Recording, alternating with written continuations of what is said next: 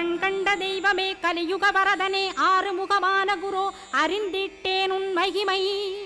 இக்கணமே வருவாய் என் ஸ்கந்த குருவே நீ என்னை காத்திடவே எனக்கு நீ அருளிடவே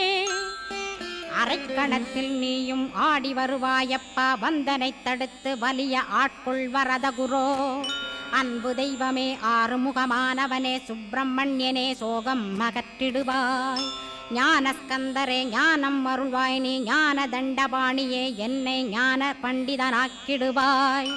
அகந்தையலாம் அழித்து அன்பினை ஊட்டிடுவாய் அன்புமயமாக்கி ஆள்கொள்ளுவையப்பா